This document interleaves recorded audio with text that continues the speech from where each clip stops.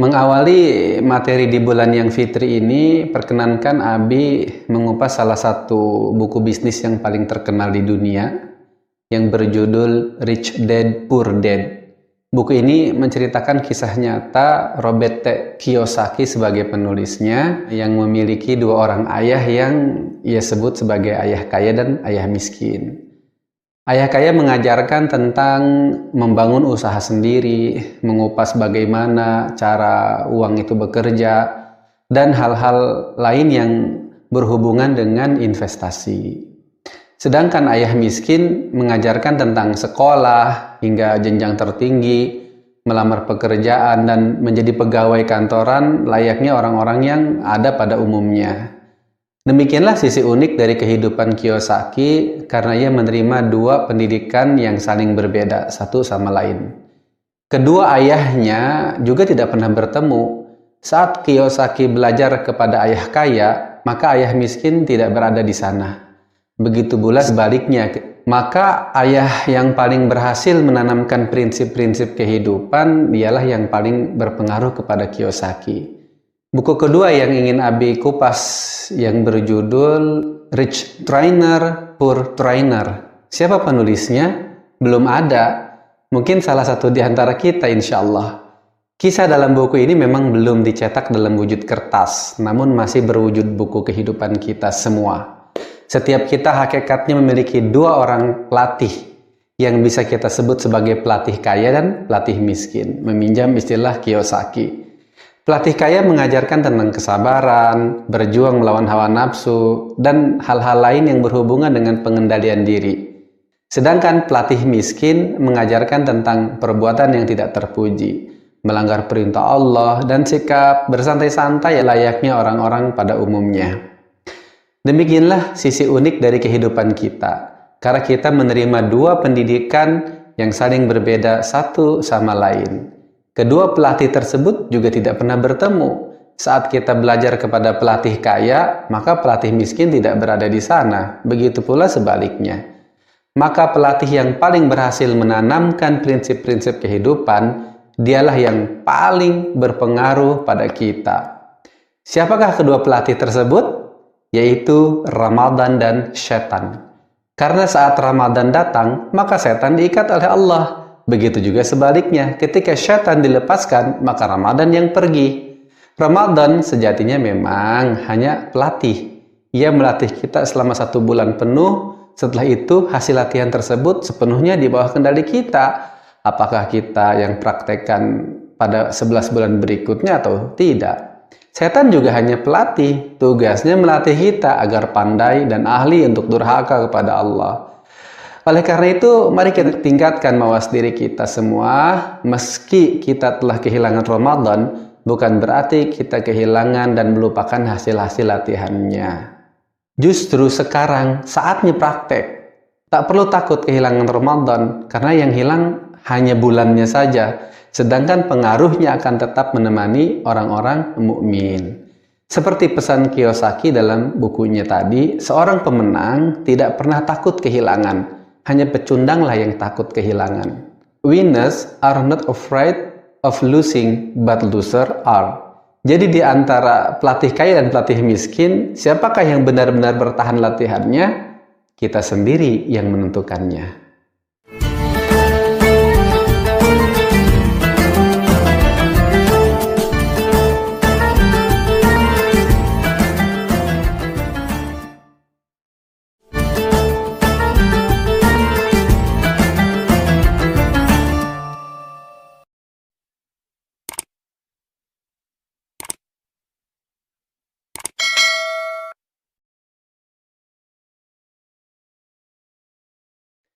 Pernahkah kita merenungkan mengapa Allah mempertemukan kita dengan bulan Ramadan?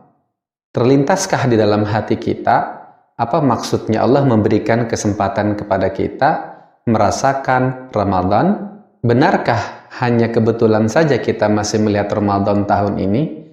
Padahal Allah telah bersumpah di dalam surat At-Talaq ayat 3, "Qad ja'alallahu likulli syai'in qadra." Sesungguhnya Allah telah menjadikan segala sesuatunya menurut ketentuan atau takdir. Jadi, bukan karena kebetulan Allah memilih kita untuk mendapat pendidikan dari Ramadan. Saat sebagian hambanya yang lain tidak mungkin lagi mendapatkan selama-lamanya karena mereka telah tutup usia. Lalu, apakah rencana Allah tersebut?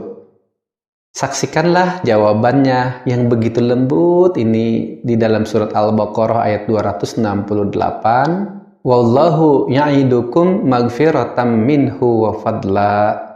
Sedangkan Allah menjanjikan ampunan dan karunia-Nya kepadamu. Betapa pemurahnya sifat Allah yang digambarkan dalam ayat tersebut. Allah hanya ingin mengampuni dosa-dosa kita dan Allah ingin kita menjadi manusia yang bertambah. Bertambah apanya? Salah satunya adalah ibadah yang bertambah. Mari kita sadari bahwa Dia Allah yang menciptakan kita begitu ingin melihat ibadah kita bertambah setelah Ramadan ini. Karena itu mari kita bangun impian agar Syawal ini menjadi langkah awal. Tidak perlu bertambah sampai sempurna. Yang penting bertambah secara kualitas maupun kuantitas dibandingkan sebelumnya.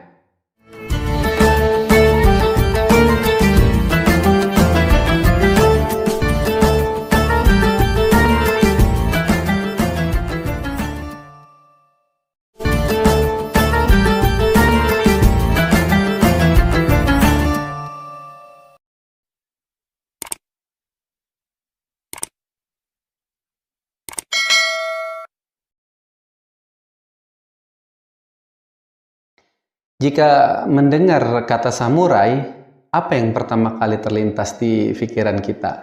Tentu, sebilah pedang yang panjang, tajam, dan melengkung khas Jepang. Padahal, istilah samurai awalnya bukan dipakai untuk senjata, melainkan untuk seorang petarung. Samurai adalah nama bagi seorang petarung dari kalangan militer di abad pertengahan Jepang. Samurai bekerja untuk tuannya yang disebut daimyo, atau terkadang mereka bekerja sendiri yang disebut ronin. Seorang samurai menduduki tempat yang terhormat di mata masyarakat. Bisa dibilang mereka adalah bangsawan dari kalangan militer. Seorang samurai adalah ksatria yang gagah berani. Kemampuan bela dirinya bisa setara dengan 10 prajurit biasa. Mereka juga terpelajar. Dan ciri khas yang paling menonjol adalah bertarung dengan penuh kode etik. Maka, seorang samurai tak akan menyerang diam-diam atau melawan musuh yang sudah tidak berdaya. Spirit sebagai seorang samurai benar-benar melambangkan keberanian dan integritas. Keberadaan para samurai mulai berkurang seiring dengan berakhirnya abad pertengahan. Untuk terus menghidupkan spirit yang penuh nilai luhur dari para kesatria ini, maka lambat laun pedang katana yang biasa mereka gunakan akhirnya disebut sebagai samurai. Jadi, jika samurai merujuk kepada nama para prajurit militer di masa lalu, sesungguhnya mereka semua telah tiada. Tetapi, jika samurai yang dimaksud adalah semangat petarung sejati, maka semangat tersebut terus hidup tertanam dalam sebilah pedang-pedang tajam dari Jepang. Tak ubahnya dengan Ramadan. Apakah yang disebut dengan Ramadan? Jika merujuk kepada nama sebuah bulan yang berada di antara Sya'ban dan Syawal, berarti Ramadan adalah bulan suci yang baru saja berlalu. Tapi jika Ramadan yang dimaksud adalah gaya hidup seorang muslim sejati yang senantiasa melawan hawa nafsu, spirit sebagai mukmin yang menghidupkan siang malamnya dengan ibadah kepada Allah, maka ketahuilah semangat tersebut terus tertanam di dalam hati setiap orang beriman. Terima kasih, duhai bulan yang mulia. Kemarin kau mengajarkan kami arti berjuang. Kini engkau berpisah. Setelah kami mengerti arti menjadi hamba. Secara zahir engkau memang pergi, tapi secara hakiki Engkau akan selalu bersama kami. Amin ya Rabbal Alamin.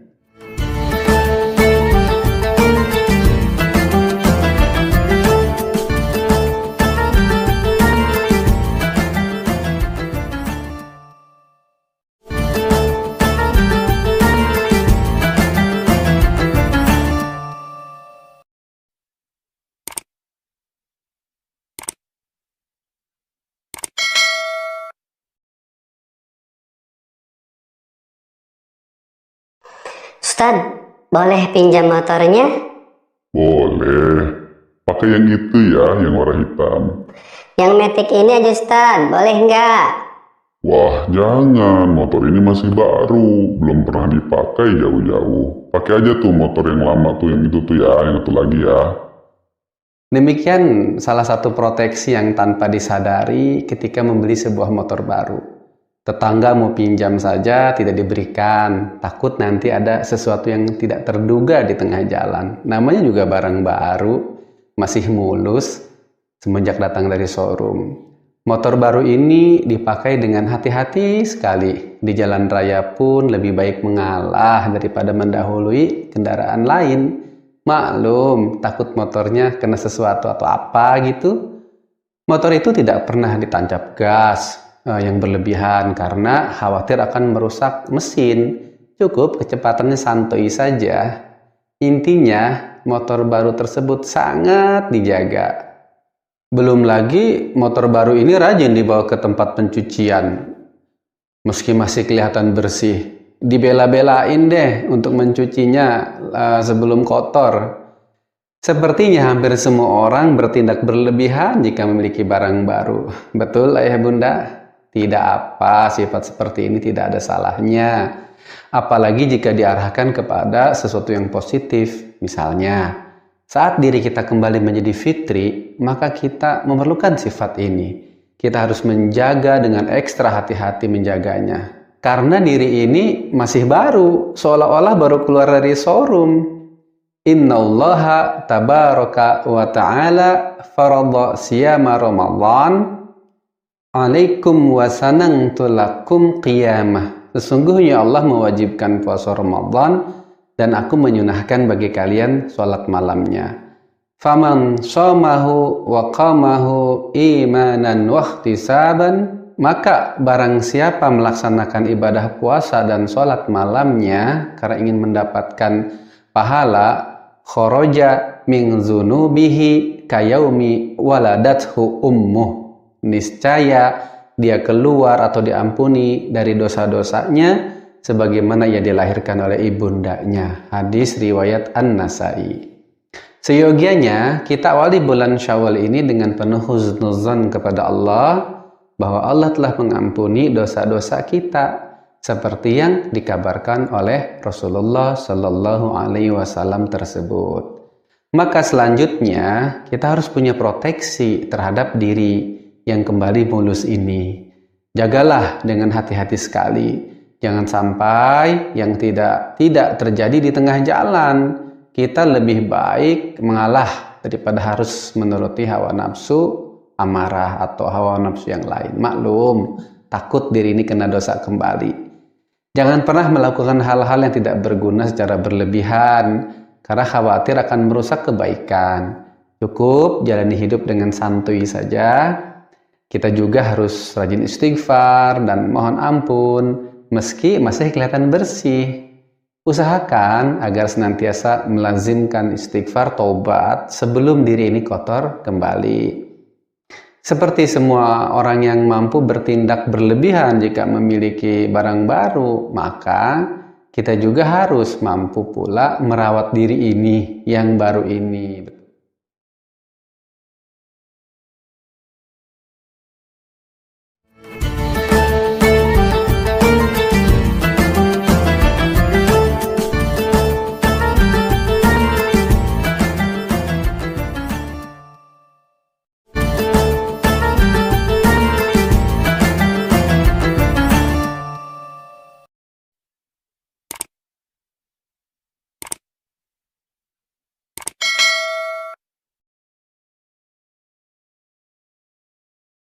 Tanggal 1 Syawal, kaum muslimin di seluruh dunia merayakan Idul Fitri.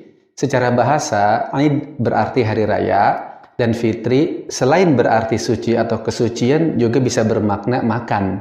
Artinya, Idul Fitri adalah hari raya ketika seluruh umat Islam menikmati makanan. Itulah sebabnya kita diwajibkan mengeluarkan zakat fitrah berupa makanan pokok.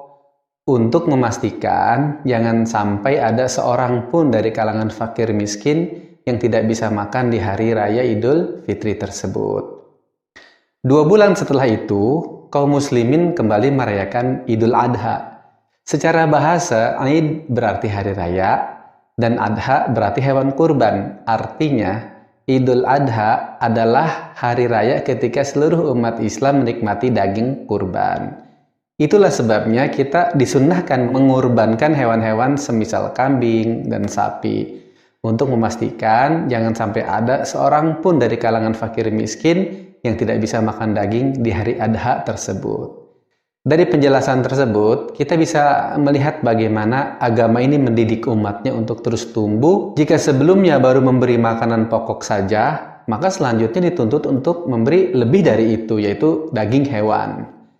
Tidak hanya dari segi harta yang dikeluarkan, bahkan dari panjangnya takbiran kedua hari raya tersebut pun terlihat sekali bahwa Islam adalah agama yang menghendaki peningkatan. Jika pada hari raya Idul Fitri kita bertakbir hanya 1 hari, maka pada hari raya Idul Adha takbiran tersebut ditingkatkan lagi mencapai 4 hari. Sehingga hikmah dari perbedaan ini agar kita memiliki pola pikir bahwa manusia itu makhluk yang mampu tumbuh. Manusia bukan makhluk statis yang pencapaiannya begitu-begitu aja. Dari waktu ke waktu, dari hari raya yang satu ke hari raya yang berikutnya.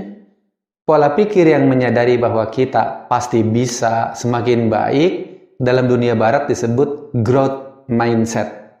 Sebaliknya, orang-orang yang menganggap bahwa dirinya sudah pada posisi yang tak akan berubah lagi disebut fixed mindset. Sebagai seorang muslim, tentu saja kita harus memiliki growth mindset. Karena memang inilah yang diajarkan setiap tahun pada 2 hari raya yang kita muliakan. Muslim pasti bisa bertumbuh dari level makanan pokok ke level daging. Muslim pasti bisa meningkat dari tahap 1 hari hingga tahap 4 hari. Muslim pasti bisa berkembang dari pencapaian pertama ke pencapaian selanjutnya. Pasti bisa. Maka dengan semangat Idul Fitri yang sedang kita jumpai ini, mari bertekad untuk menjadi manusia yang semakin maju dan sukses.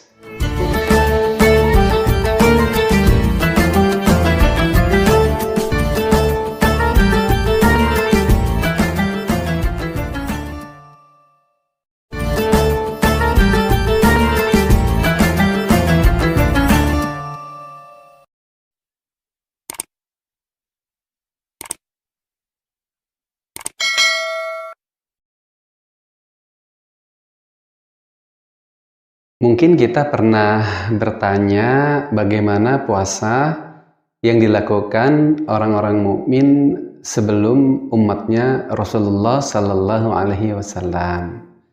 Sebagaimana disebut di dalam Al-Baqarah ayat 183 bahwa mereka juga mendapatkan perintah puasa.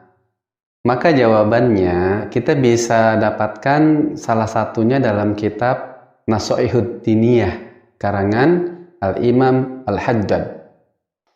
Di sana dijelaskan yang dilakukan umat Nabi Nuh dan Nabi Ibrahim adalah puasanya 1 tahun penuh berpuasa.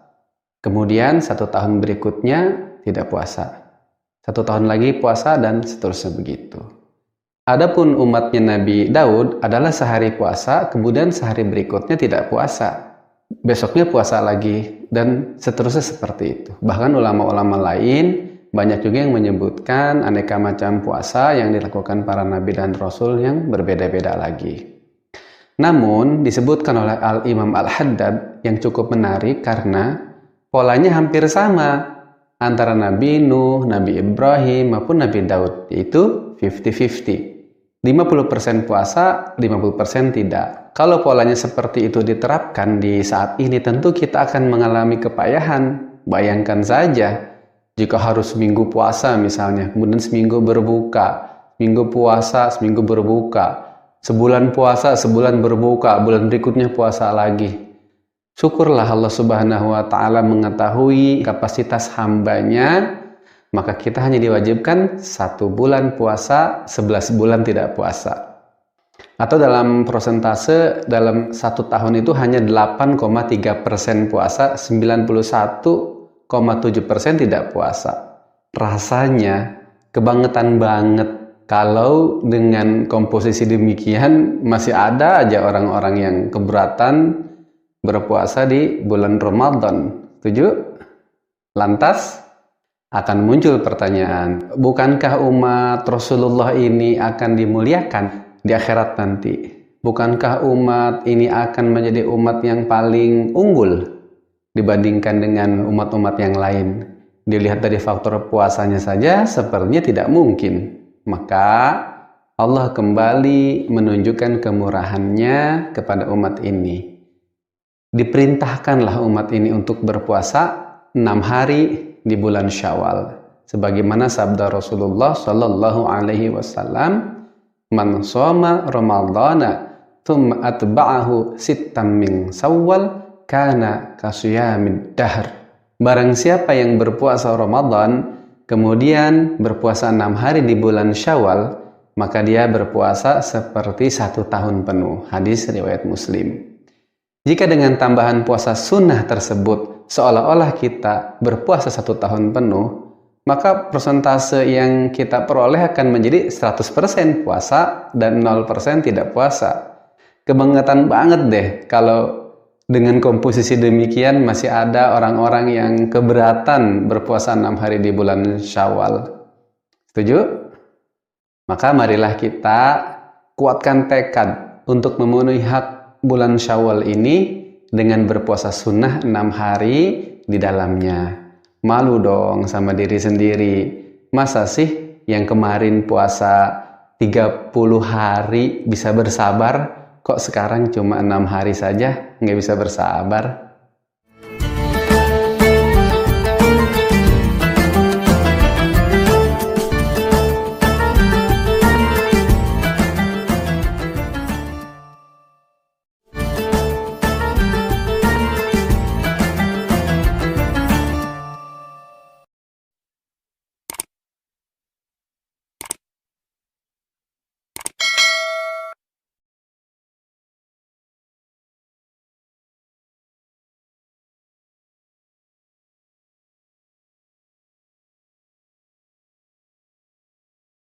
Tanggal 8 Syawal di beberapa daerah di Indonesia diadakan acara Syawalan.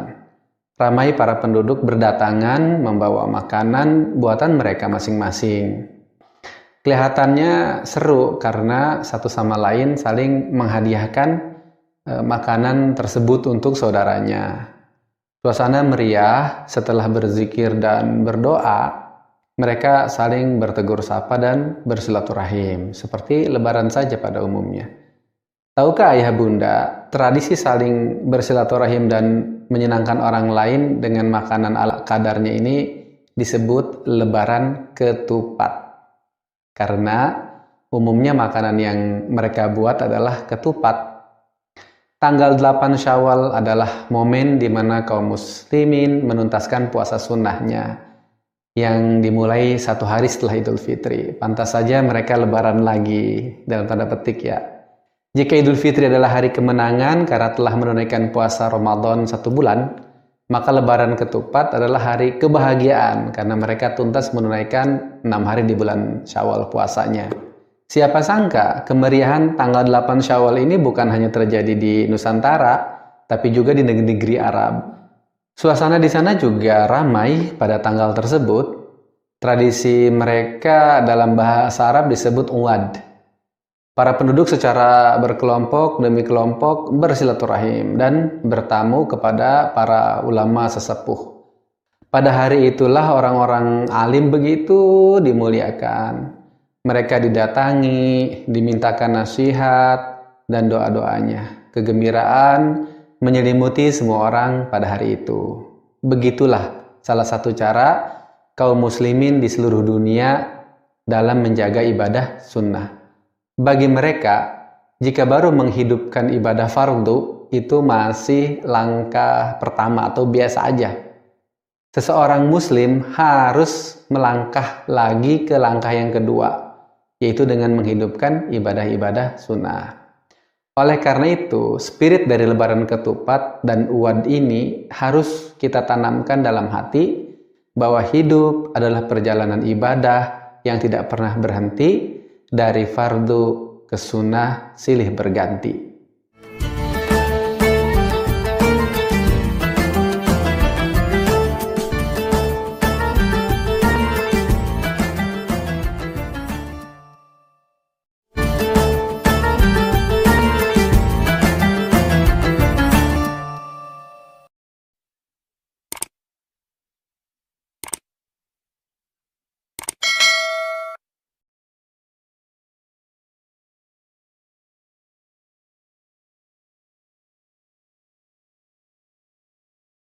Sewaktu Abi masih ngaji dulu, mendapat pendidikan tentang arti kesantunan ini dari para guru yang tawadu. Mereka tidak mengajarkannya melalui teori saja, tapi juga langsung mencontohkannya. Misal saat terjadi perbedaan pendapat, begitu santun sekali menyampaikannya. Waktu itu ketika penentuan 1 Syawal ada perbedaan pendapat, nasihat yang disampaikan sebagai berikut. Menurut hasil hitungan hisab, besok adalah 1 Syawal. Jadi besok mau sholat Idul Fitri duluan, tapi ingat jangan beritahu dulu kepada halayak luar, sebab masih ada yang berpuasa sampai besok. Hormati sebagian besar kaum muslimin yang lebaran lusa, karena mereka juga benar menggunakan Rukyatul Hilal. Bisakah ayah bunda merasakan spirit kesantunan sekaligus spirit saling menghormati dalam nasihat tersebut? Entahlah apa yang terjadi seandainya nasihat beliau ini seperti ini nih. 1 Syawal itu jatuhnya besok. Kalian jangan mau dibodohi oleh orang-orang yang bilang itu lusa, walaupun mereka membawa ayat Al-Quran. Kalian jangan mau dibodohi pakai ayat Al-Quran. Tidak enak untuk didengar bukan? Seorang yang tinggi ilmunya pasti semakin elok pula bahasanya. Seperti dalam peribahasa Arab, dalilu aqlil mar'i fi'luh wa dalilu ilmihi qawluh. Ketinggian akal seseorang dinilai dari perbuatannya, dan ketinggian ilmu seseorang dinilai dari perkataannya. Jadi, mari kita belajar untuk berkata dengan santun, mulai dari diri sendiri, dan mulai dari saat ini juga. Indahnya kebersamaan kita jika kesantunan menjadi spirit kita semua.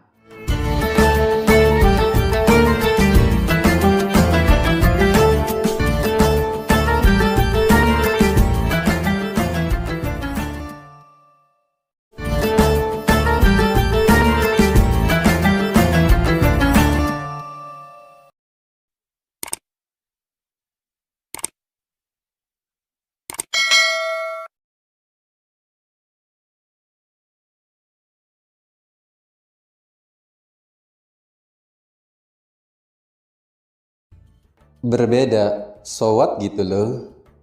Banyak orang tidak suka jika orang lain berbeda pendapatnya dengan dia.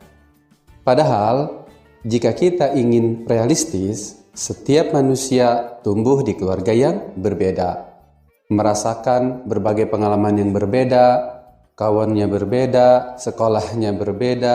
Jadi wajar kalau cara berpikirnya pun berbeda. Tidak usah egois, manusia pasti berbeda. Bahkan terkadang perbedaan itu membuat hidup lebih menyenangkan. Sudah pernah dengar cerita tentang David Beckham?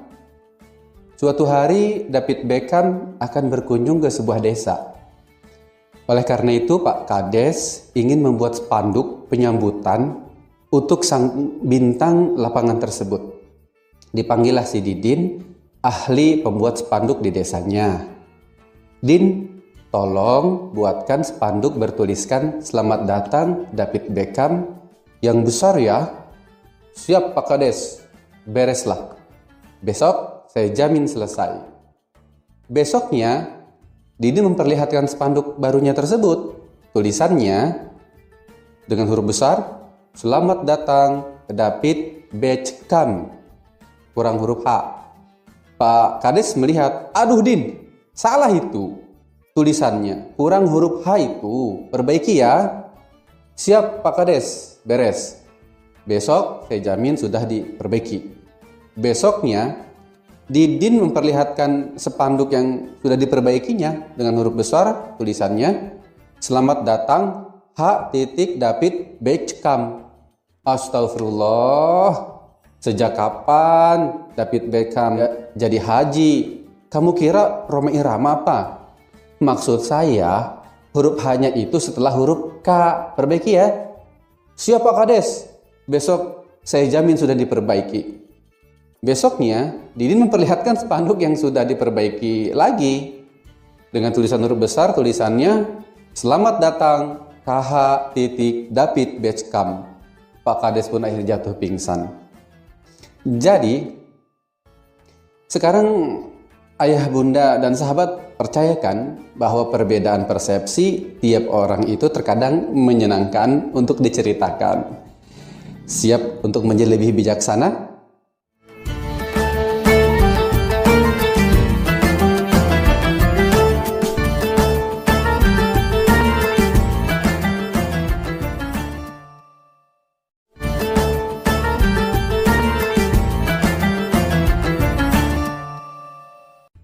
Rasulullah saat bangun pertama kali pada hari kebangkitan, beliau ingat kepada kita, umatnya.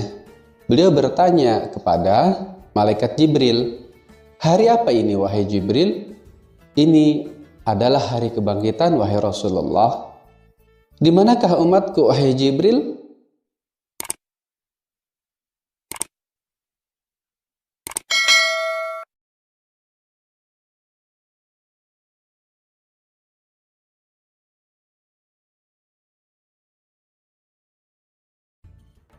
Perhatikan urutan doa bangun tidur yang luar biasa berikut ini, sesuai yang diajarkan oleh Rasulullah Shallallahu Alaihi Wasallam.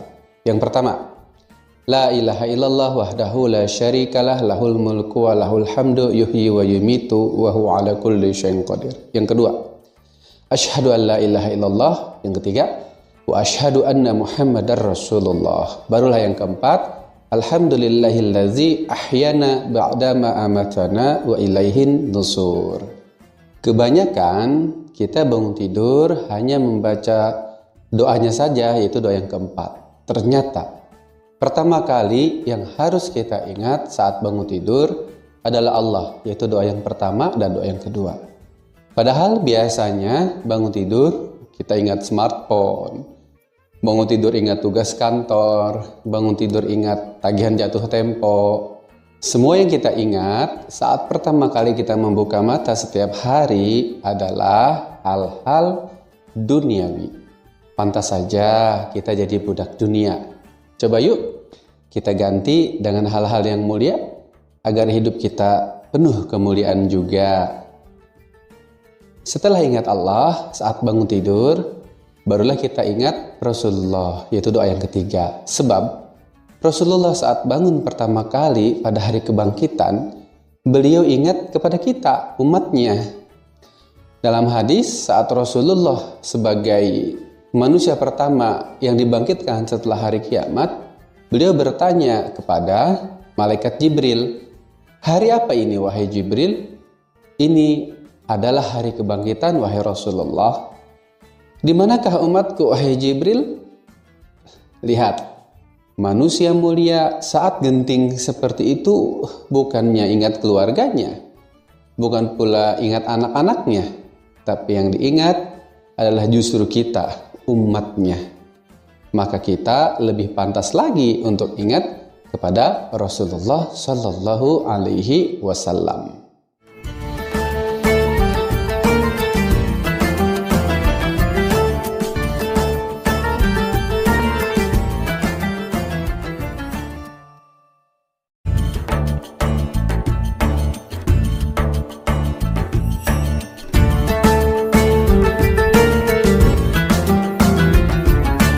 Nak, kamu kalau mau Allah jadikan kamu orang yang sukses, maka kamu harus ibadah 2 kali lipat lebih banyak dari orang lain.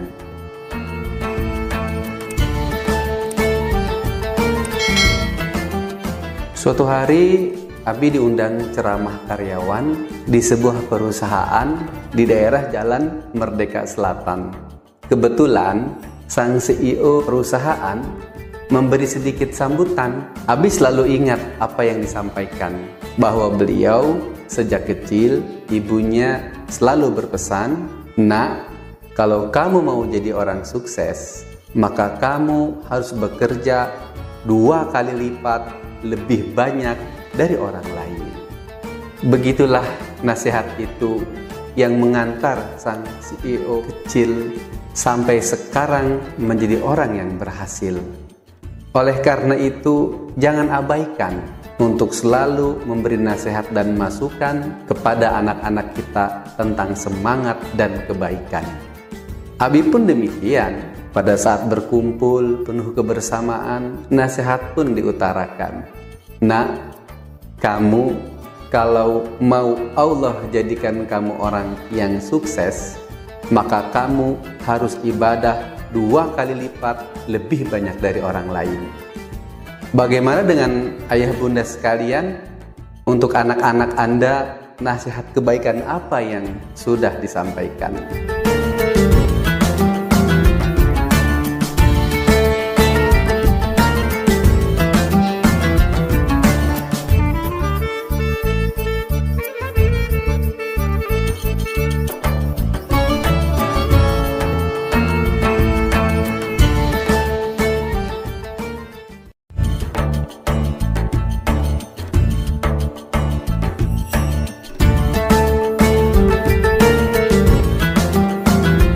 Mungkin ayah bunda dan sahabat sekalian belum melihat hasilnya dalam 1-2 malam, tetapi lakukan secara terus menerus, secara rutin setiap malam, insya Allah.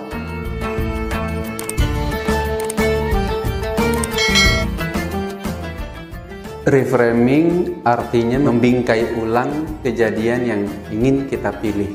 Metode ini adalah bagian dari teknik NLP, salah satu cabang ilmu psikologi. Jauh sebelum NLP dirumuskan, Rasulullah SAW sudah mengajarkan kita teknik ini. Hanya saja belum bernama reframing saat itu. Ingatkah ayah bunda sekalian saat seorang sahabat masuk Islam di hadapan Rasulullah SAW, lalu dia minta izin agar tak dibolehkan berzina? Seperti kebiasaannya dulu sebelum menjadi seorang muslim, Rasulullah hanya tersenyum.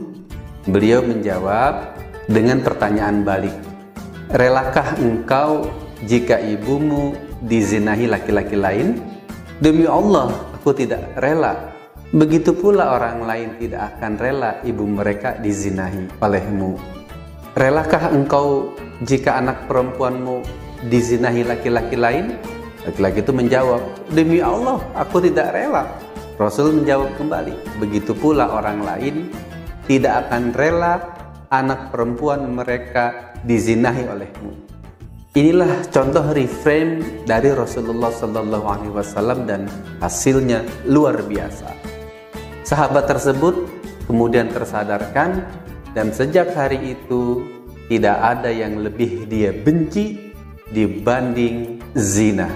Sekarang mari kita pakai teknik ini saat kita malas bangun malam. Bertanyalah pada diri sendiri secara berulang-ulang, bila malam ini anak saya sakit keras dan kritis di ruang ICU, apakah saya tetap harus bangun semalaman menjaganya? Atau bila malam ini kebakaran besar terjadi di kompleks saya, bukankah saya harus tetap bangun semalaman untuk memindahkan barang-barang? Tapi alhamdulillah, anak saya sehat, rumah saya aman, saya hanya harus bangun malam untuk sholat tahajud. Bukankah ini pilihan yang paling saya suka? Mungkin ayah bunda dan sahabat sekalian belum melihat hasilnya dalam 1-2 malam, tetapi lakukan secara terus-menerus, secara rutin setiap malam. Insya Allah ayah bunda dan sahabat bisa bangun dengan perasaan senang dan penuh syukur kepada Allah Subhanahu wa Ta'ala. Jangan lupa doakan Abi Wan dalam tahajud ya ayah bunda sekalian.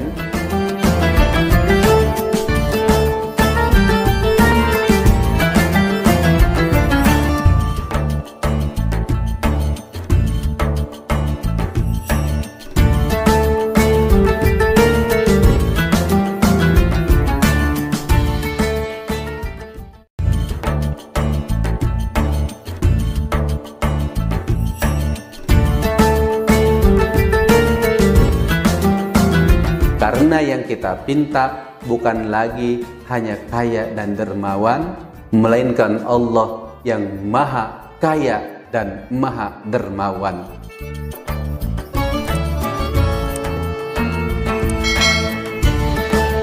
Siang itu seorang ayah memanggil anaknya, "Nak, kamu pergilah ke rumah teman bapak, Pak Maskun namanya. Pinjam uang sama dia 100.000 buat beli beras dan lauknya. Nanti kamu diantar sama Ujang, karena kamu kan belum kenal orangnya dan nggak tahu juga di mana rumahnya."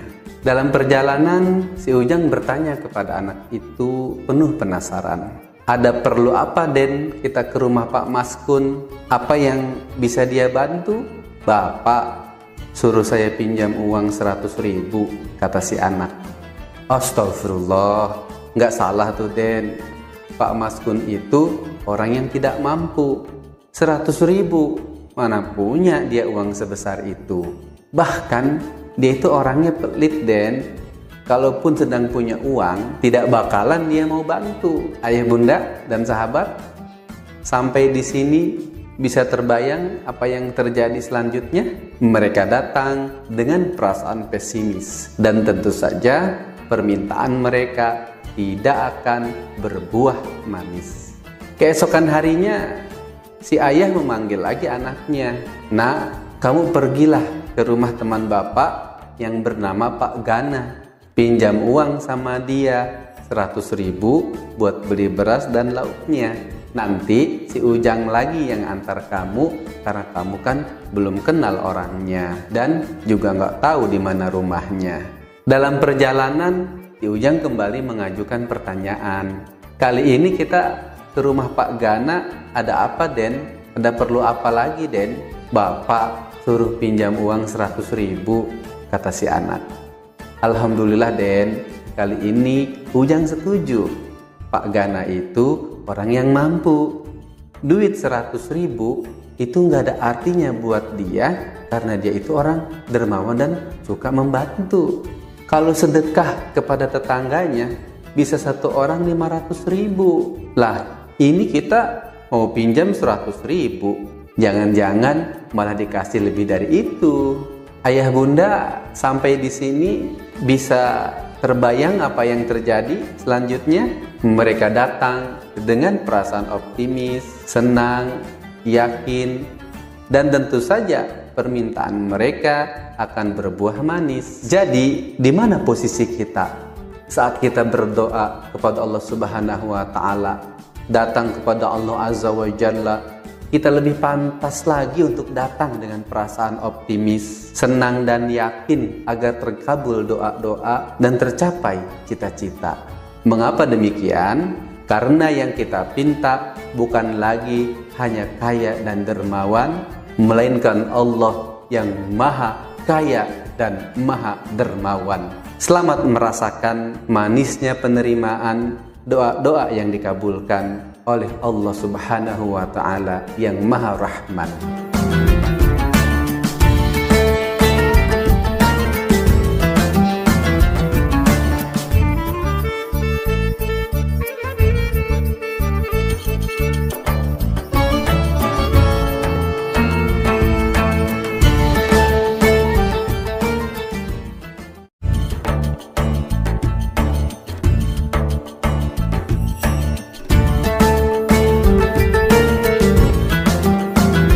"I'mal lidunyaka ka'annaka ta'ishu abada wa'mal li akhiratika ka'annaka tamutu ghada." Bekerjalah, beramalah untuk urusan duniamu seolah-olah engkau akan hidup 1000 tahun lagi, tapi beribadahlah untuk akhiratmu seakan-akan engkau mati besok.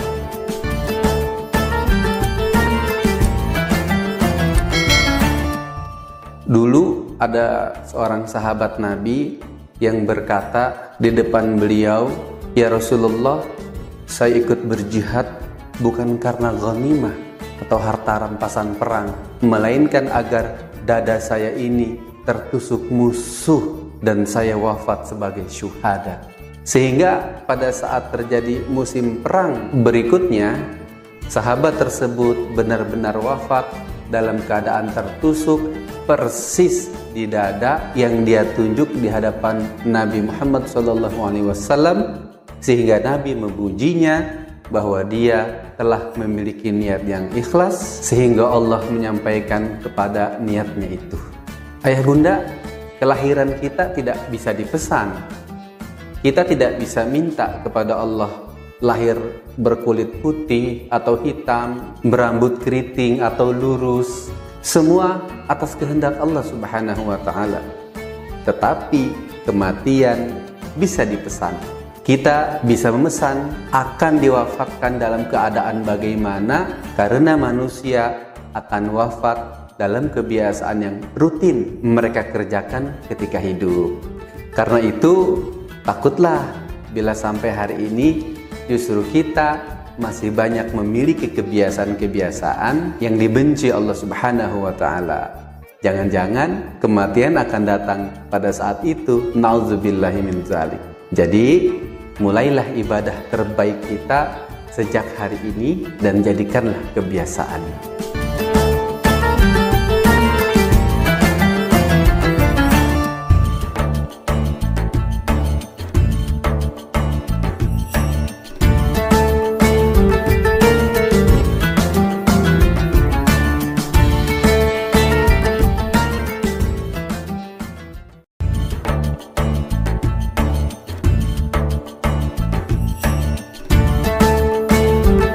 Kita terus melakukan ibadah yang sama, tetapi berharap kepada Allah memberi rezeki yang berbeda.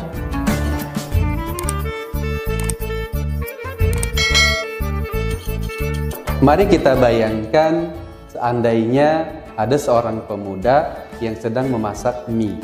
Pertama, dia rebus mie, kemudian dia masukkan bumbu, lalu diaduk rata, selesai. Hasilnya lumayan enak. Besoknya, dia ingin rasa yang lebih enak. Dia kembali merebus mie, memasukkan bumbu, aduk rata, selesai. Pas dicoba, kok sama kayak kemarin ya, sama enaknya, tidak ada perubahan. Ternyata dia pantang menyerah, berharap rasa yang lebih enak. Besoknya, dia coba lagi rebus mie, masukkan bumbu, aduk rata, selesai. Dicoba, kenapa rasa mie itu nggak ada bedanya ya? Kenapa nggak jadi lebih enak? Sama aja seperti kemarin. Kita semua tahu jawabannya. Jika kita terus melakukan cara yang sama, jangan harap mendapatkan hasil yang berbeda. Seharusnya pemuda itu menambah caranya. Misalnya, tambahkan telur, tambahkan bawang goreng, sosis, irisan cabai rawit, dan lain-lain. Pasti hasilnya berbeda. Lucunya, kita juga mirip dengan si pemuda tersebut. Cuma bukan urusan mie, melainkan dalam urusan rezeki. Kita terus melakukan ibadah yang sama, tetapi berharap kepada Allah memberi rezeki yang berbeda. Coba ingat-ingat kualitas ibadah kita sepanjang 2 tahun yang lalu. Apa yang kita dapatkan di tahun berikutnya? Kemudian kita ulangi lagi kualitas ibadah yang sama panjang tahun kemarin. Rezeki kita pun sama seperti tahun sebelumnya. Begitu-begitu saja. Sekarang kita sudah memasuki tahun baru. Lalu mau diulang lagi kualitas ibadah yang sama sepanjang tahun kemarin, bisa ditebak rezeki seperti apa yang kita dapat di tahun ini. Bisa jadi rezekinya tetap biasa-biasa saja. Harusnya bagaimana? Harusnya ibadah tahun ini tambah dengan sholat tahajudnya, dengan sholat duhanya, tambah lagi tilawah hariannya, tambah sholawatnya, istighfarnya, dan lain-lain. Insya Allah, dengan merubah caranya, barulah kita pantas untuk mendapatkan dan menikmati perubahan rezeki yang luar biasa dan dahsyat.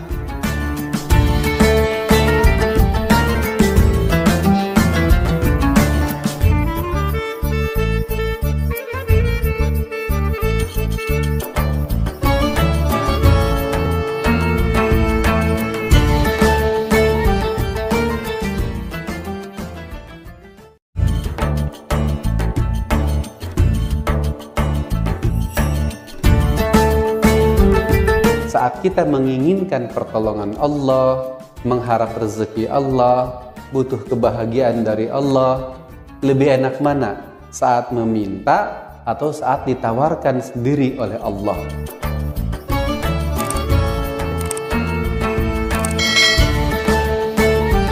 Ada seorang Pak Haji memiliki pohon mangga di halaman rumahnya. Suatu hari Abi lewat di depan rumahnya, lalu Abi menyapa, "Assalamualaikum Pak Haji, numpang lewat." "Oh ya Pak Haji, sekalian kalau boleh Abi minta mangganya ya." "Waalaikumsalam, boleh dong Bi, silahkan petik sendiri, mana yang Abi mau."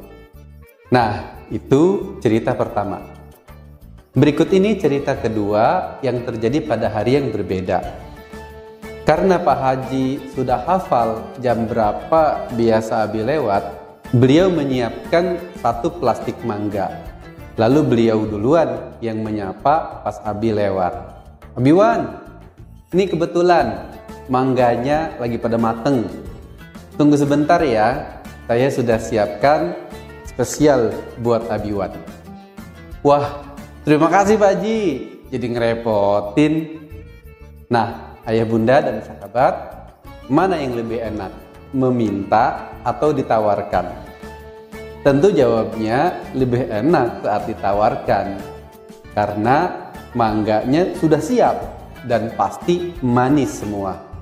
Karena si empunya yang memetik langsung. Bandingkan saat Abi yang meminta, sudahlah memetik sendiri, dan bisa jadi mangganya ada yang asam karena Abi tidak ahli dalam memilih mangga. Apa hikmah cerita ini? Ayah bunda dan sahabat, saat kita menginginkan pertolongan Allah, mengharap rezeki Allah, butuh kebahagiaan dari Allah, lebih enak mana? Saat meminta atau saat ditawarkan sendiri oleh Allah?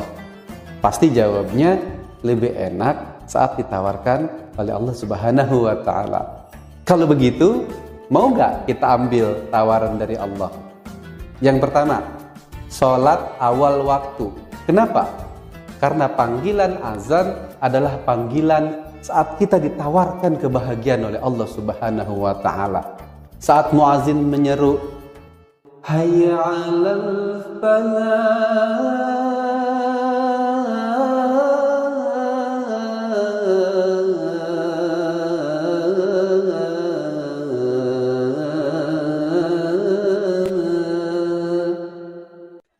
Nikmat sekali rasanya panggilan sang muazin terdengar di telinga kita. Kalau kita mau merenungkan, segera datangi panggilan tersebut. Yang kedua, pada waktu tahajud. Karena sesuai dengan hadis-hadis Nabi, rahmat Allah ditawarkan pada waktu tersebut. Allah senantiasa menunggu siapakah di antara kita yang bangun menyambut penawaran dari Allah saat orang lain sedang terlelap tidur. Tapi sayangnya banyak di antara kita yang melewatkan dua hal tadi. Mau sampai kapan kita terus mengabaikan kedua kesempatan tersebut?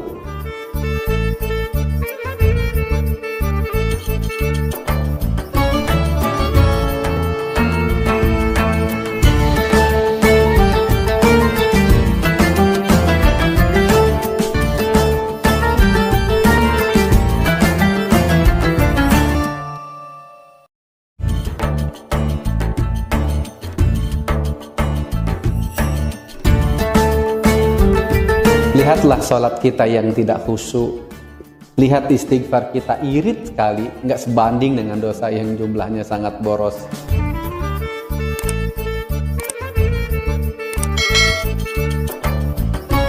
Dulu saat Abi masih sekolah, selalu ada saja guru yang terkenal baik dan murah hati. Kalau guru tersebut kasih soal ulangan berbentuk esai, kita isi saja tulisan sepanjang-panjangnya jawaban yang mendekati. Walaupun aslinya kita tidak tahu jawaban sebenarnya. Istilah kita pada saat itu adalah mengarang bebas saja gitu.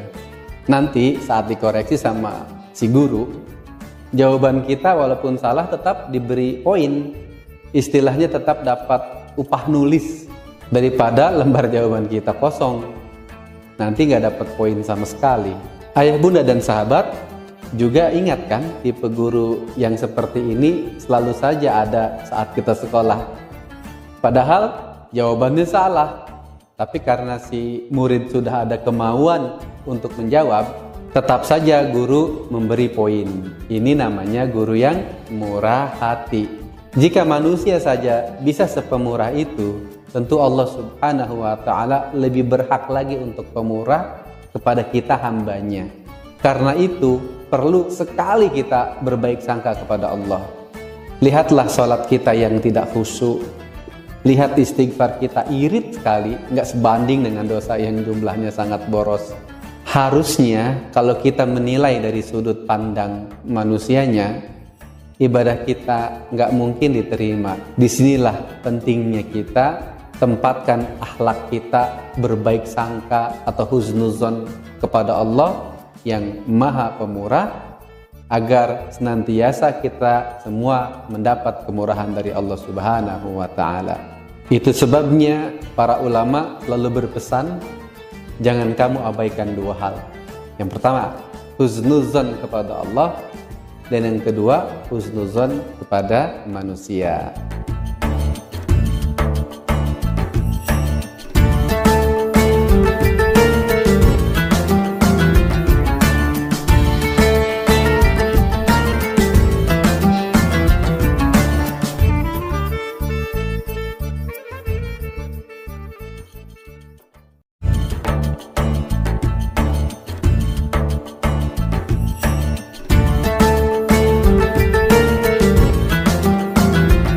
Jika nanti Allah pilih-pilih di antara semua makhluknya untuk dibayar mahal dengan surga, apakah kita bakal terpilih oleh Allah?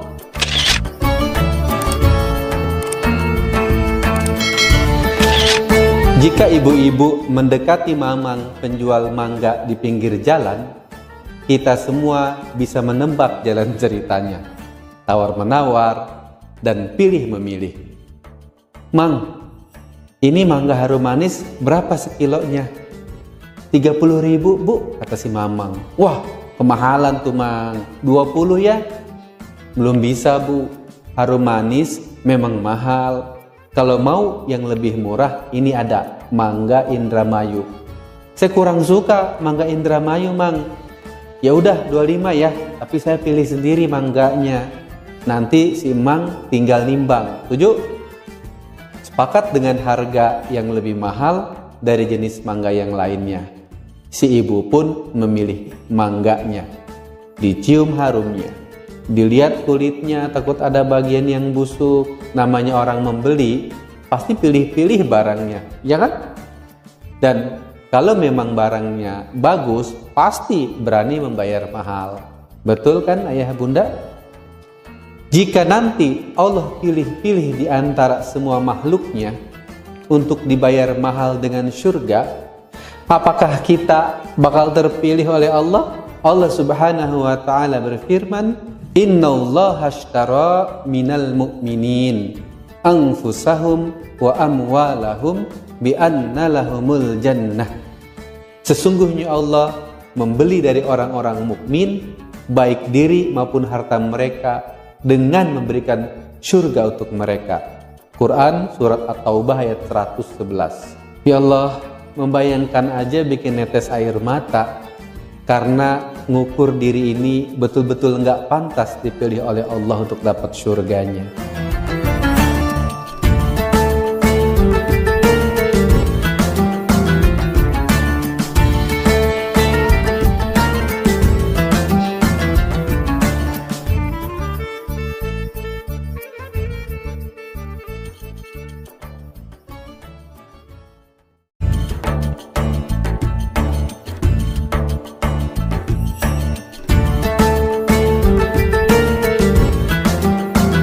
Ada satu acara yang sangat penting dalam kehidupan kita dan berlangsung hanya sebentar, tapi kita harus mempersiapkan selama puluhan tahun. Sebab jika acara itu berantakan, maka kita akan menanggung penyesalan selama-lamanya.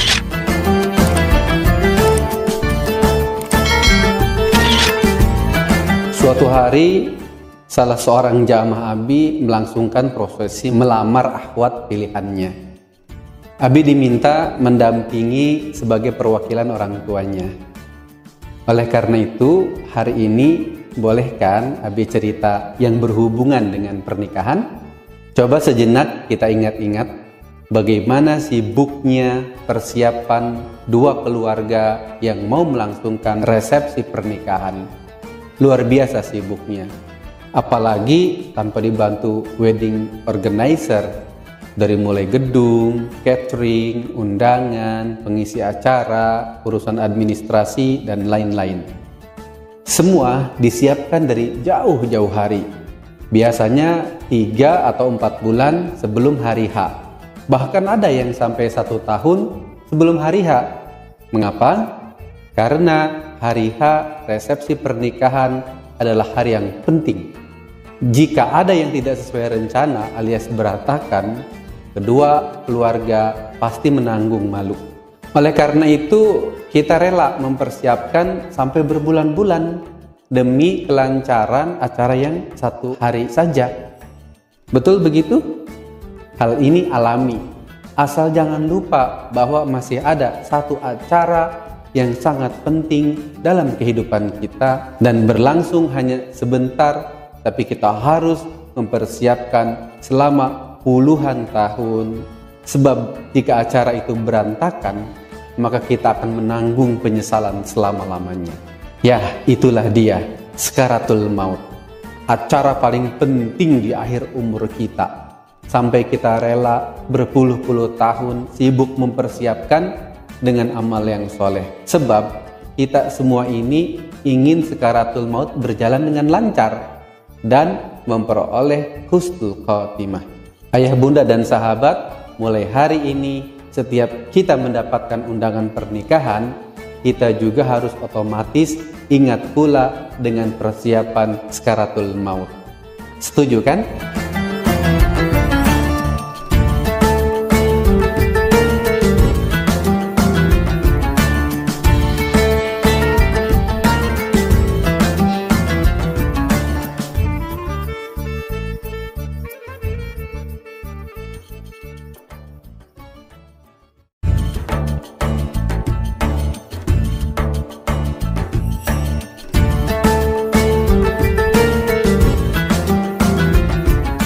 Nah, sekarang makanan khas dari Cirebon apa?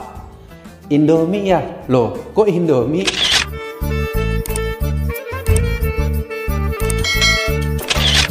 Dunia anak-anak berbeda dengan kita. Oleh karena itu, cara kita bicara juga harus berbeda. Sebagian orang tua jarang berbicara dengan anak-anaknya. Sekalinya bicara paling hanya 2M, yaitu memerintah atau memarahi.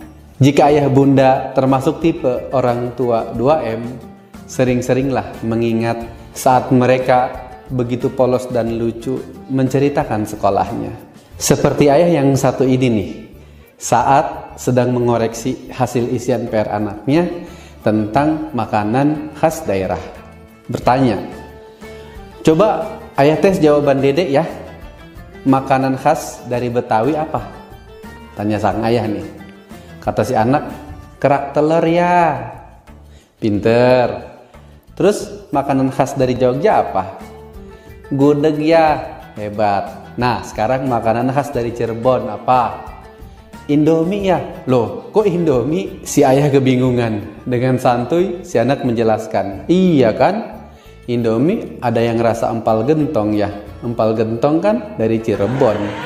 Pada hari yang lain, ayah melihat putra kecilnya itu sedang kesal sendiri. Kenapa dedek? Dari tadi kok marah sendiri? Dedek sebel sama guru matematika ya. Masa kasih PR susah banget? Emang PR apa nak? Ini ya disuruh gambar segitiga sama kaki ya. Loh, itu kan gampang banget dek. Apa susahnya?